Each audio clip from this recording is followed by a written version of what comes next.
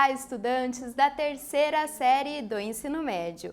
Eu sou a professora Susan dos Anjos e essa é mais uma aula de filosofia. Vamos fazer uma aula hoje um pouquinho diferente. A ideia é pensar Spinoza, Nietzsche e Freud. Porém, na aula de hoje, vamos analisar alguns textos filosóficos destes pensadores. Então, a ideia, já que já conhecemos alguns conceitos desses filósofos, é ir ao texto, é entender, interpretar as ideias presentes nesses textos tão importantes que é onde está a filosofia, as principais ideias desses filósofos. Vamos lá? Começando aqui então com o objetivo da aula de hoje: exercitar a análise e a interpretação de textos filosóficos a partir de excertos, de textinhos curtos de Spinoza, Nietzsche e Freud. Então vamos analisar alguns recortes do texto desses pensadores para identificar se temos a capacidade de, com as nossas ferramentas, com os nossos conceitos, entender essas ideias fundamentais dentro da história da filosofia. Você tem o costume de ler textos filosóficos? Já teve contato com algum texto filosófico? Sabe diferenciar, por exemplo, um texto filosófico de um texto literário, de um texto jornalístico? Quais são as diferenças entre esse tipo de produção, de narrativa, né? Um texto filosófico é caracterizado pela proposição de uma tese e a sua defesa através de argumentos coerentes e consistentes, sem necessariamente a preocupação com a estética ou a elegância do estilo. Essa preocupação aparece em textos literários, como romances, poesias, contos, crônicas, etc. Já o texto jornalístico tem como objetivo central informar sobre um fato ou acontecimento. Então, a filosofia e o texto filosófico é um tipo de reflexão na defesa de uma tese, de um posicionamento, uma ideia central. Em geral, os filósofos, eles agem dentro do texto como advogados das suas ideias. E isso é muito interessante, então perceber essa dinâmica da construção argumentativa que vai levar a esses conceitos, a essas ideias que nós vamos aprendendo durante os nossos encontros. Ler adequadamente um texto filosófico requer esforço para compreender as ideias em discussão. Esse esforço possibilita o desenvolvimento de, dentre outras habilidades, capacidade de rever os nossos preconceitos e crenças, construir novos conceitos, ampliar o seu repertório cultural. Vamos sentar? Então, a ideia é ler alguns textos filosóficos, conhecer esses textos, observar como os filósofos se posicionam sobre ou na defesa daquela tese que eles estão defendendo, argumentando, tá? E identificar com isso se concordamos com essas ideias ou não. Essa é a nossa ideia hoje. Então, Spinoza, vamos começar com um texto de Spinoza, presente no livro Ética, tá? A proposição número 18, e nesse texto o Spinoza está falando sobre a sua concepção de Deus. Então, nessa primeira proposição, ele apresenta já a sua tese. Ele diz o seguinte: Deus é causa imanente de todas as coisas e não causa transitiva. O que será que o Spinoza quer dizer com isso?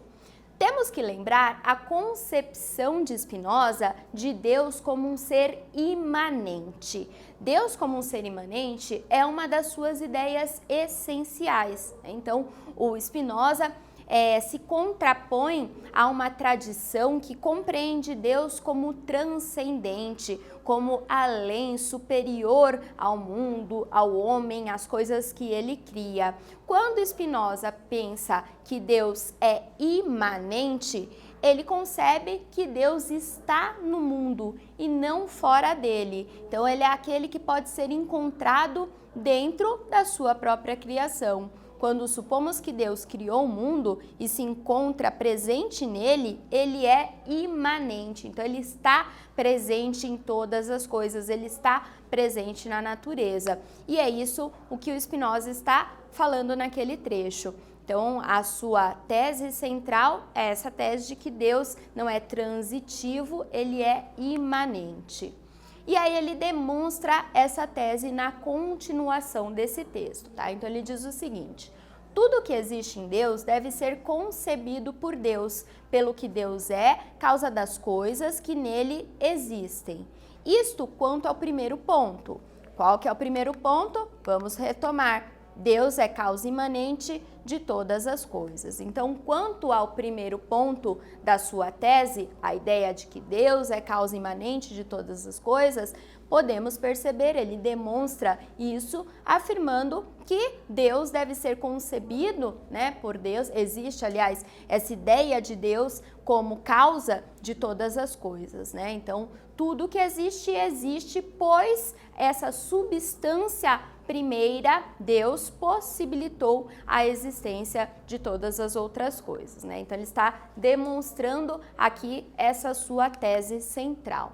Interpretação possível, a concepção panteísta de Spinoza, né? A ideia de que tudo é Deus, tudo que existe, existe em Deus. Sem Deus, nada pode ser criado, nada pode ser concebido. Deus e natureza são uma só e mesma coisa. Então, são interpretações que aquele trechinho muito curto nos permite alcançar, construir. Agora é a sua vez. Então, temos a continuidade da demonstração no texto de Spinoza e eu quero que você interprete isso. Agora é a sua vez. Interprete a segunda parte da demonstração de Spinoza da ideia de Deus como um ser imanente, presente em Ética 1. Ele diz o seguinte: em seguida, fora de Deus não pode haver substância alguma, isto é, uma coisa que, fora de Deus, exista em Deus, o que era o segundo ponto, tá? Então ele está se referindo justamente ao fato de que Deus não pode ser uma causa transitiva, né? Então, Deus como um ser imanente, a única substância possível. Eu quero que você interprete essa frase, essa demonstração, com aquilo que você já conhece sobre o Spinoza e com aquilo que está presente na própria frase, e já retornamos para dar continuidade a essa interpretação.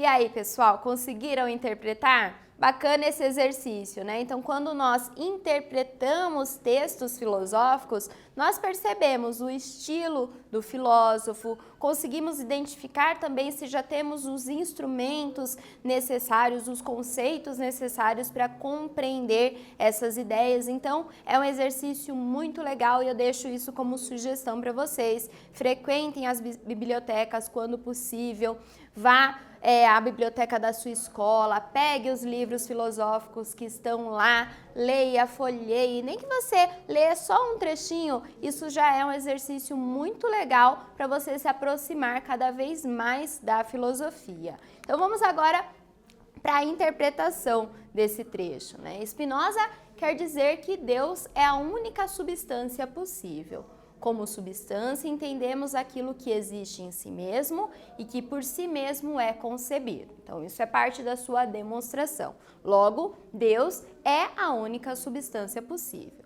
Neste sentido, segue-se a ideia de que Deus é causa de si e de todas as coisas. Portanto, Deus não é causa transitiva, não é algo como uma etapa para a construção de outras coisas. Pode-se concluir que tudo o que resulta de Deus é Deus, ou seja, a natureza, todas as coisas são representações de Deus. É isso que o Spinoza está tentando demonstrar nesse livro Ética. Lendo, continuando a leitura ali das suas demonstrações, nós vamos nos aprofundando cada vez mais nessas ideias.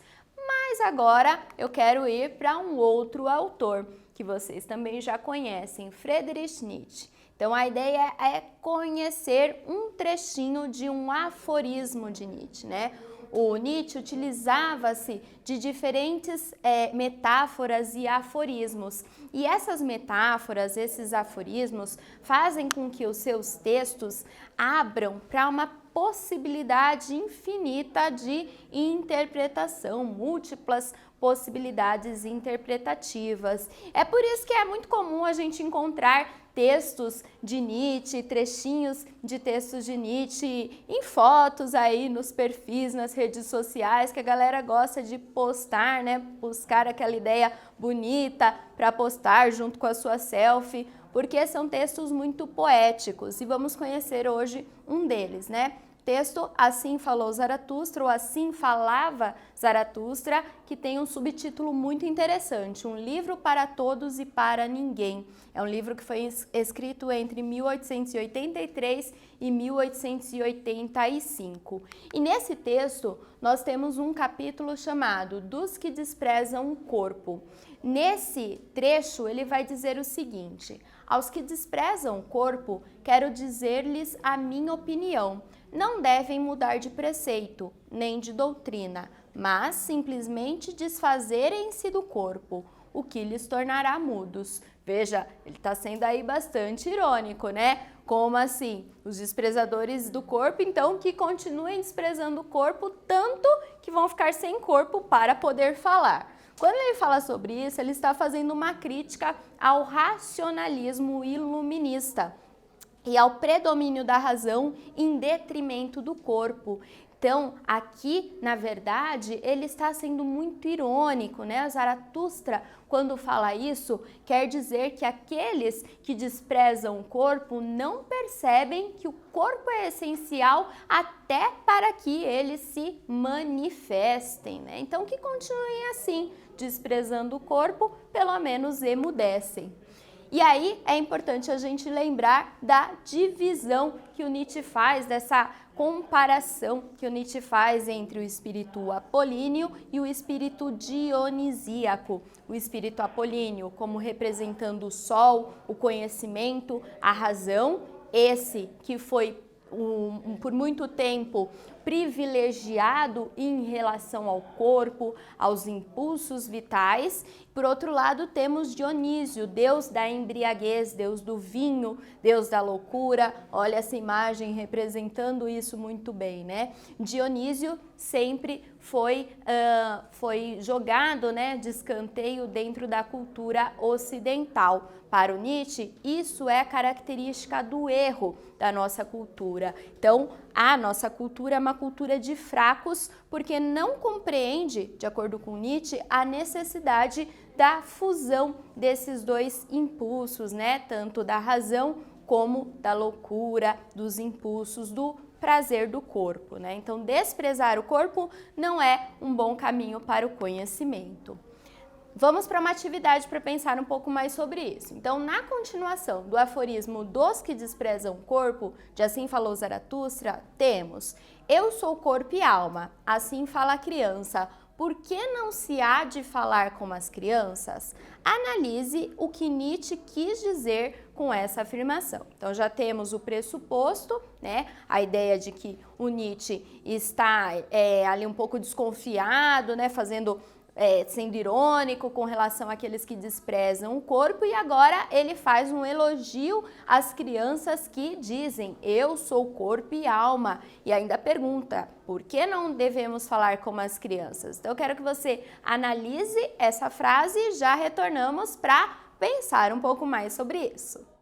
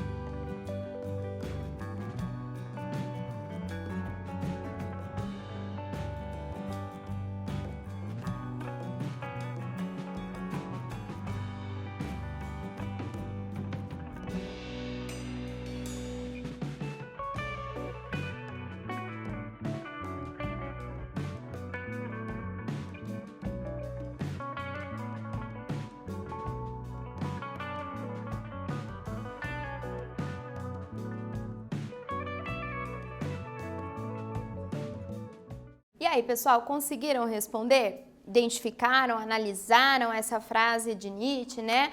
Então, a ideia de que eu sou corpo e alma, assim fala a criança. E por que não devemos falar como as crianças? O que será que o Nietzsche quis dizer com isso? Ele estava elogiando as crianças ou era um outro objetivo que ele tinha em mente? Vamos aqui para uma sugestão de resposta. É claro que a sua resposta não vai estar igualzinha a essa aqui, porque esse texto de Nietzsche abre para diferentes possibilidades interpretativas, mas se ela apresentar os elementos centrais ali, significa que você entendeu a ideia, né? Então, Nietzsche defende que há sabedoria naqueles que não desprezam o corpo e que, pelo contrário, entendem que são corpo e alma. De forma irônica, Nietzsche se refere à tradição ocidental que despreza o corpo em detrimento da razão, do saber e do conhecimento científico. Para Nietzsche, é o nosso corpo que comanda, como vontade de criação, de superação, como vontade de potência. A consciência apenas se ilude e, portanto, deveria emudecer. Então, aqueles que desprezam o corpo deveriam ficar quietinhos porque eles estão errando e errando feio. Essa é a concepção nietzschiana, certo? E agora vamos fechar aqui com uma análise de um trechinho da obra O Mal-Estar na Civilização, também conhecida como Mal-Estar na Cultura, de Sigmund Freud. Então já conhecemos também algumas concepções de Freud, esse psicanalista, o pai da psicanálise, autor essencial para a compreensão da psique humana. E agora vamos analisar o seu texto. Ele diz o seguinte: a liberdade individual não é um bem cultural. Ela era maior antes de qualquer civilização, mas geralmente era sem valor, porque o indivíduo mal tinha condição de defendê-la. Graças à evolução cultural, ela experimenta restrições e a justiça pede que ninguém escape a elas. Ele está falando sobre essa restrição da nossa liberdade que a nossa cultura, a nossa civilização nos impõe. Esse excerto demonstra a tese de Freud, de acordo com a qual existe um conflito essencial entre os impulsos mais primitivos do indivíduo e a cultura. Assim, o indivíduo deve experimentar certas restrições e nunca poderá gozar plenamente de suas liberdades individuais, já que estas representam perigo. Então, ele está falando que o sujeito que apenas tem prazer o tempo inteiro, ele coloca em risco a própria manutenção da sua espécie. Nós poderíamos viver num conflito constante, né? Ou sem produzir aquilo que é necessário, como, por exemplo, o trabalho. Se a gente apenas tem prazer a vida inteira, quem é que vai trabalhar? Quem é que vai construir cultura? Quem é que vai construir civilização? Então, ele constata que nós pagamos um preço pela própria civilização, que é a restrição das nossas liberdades. Algumas liberdades, elas precisam ser redirecionadas, reencaminhadas, certo? Então, vamos fechar agora com a nossa revisão. Vimos que a leitura de textos filosóficos é essencial para a compreensão das principais ideias e conceitos da filosofia. Ler textos filosóficos nos possibilita rever nossos conceitos, formular novas ideias e ampliar o nosso repertório cultural. Lemos excertos de textos de Spinoza, Nietzsche e Freud e exercitamos a interpretação e análise de textos filosóficos. Então, algo bem bacana que eu deixo como dica, como sugestão para vocês fazerem esse esforço de lerem textos filosóficos. E é possível encontrar, tanto nas bibliotecas, como até gratuitamente pela internet, muitos textos de filósofos clássicos que nós já nos referimos aqui, e que é importante você ir ao texto e conhecer de perto, pensar por si mesmo. Certo, pessoal? Espero que vocês tenham gostado da aula de hoje, desse exercício filosófico que nós fizemos aqui de análise e interpretação, e nós nos vemos no próximo encontro. Tchau, tchau!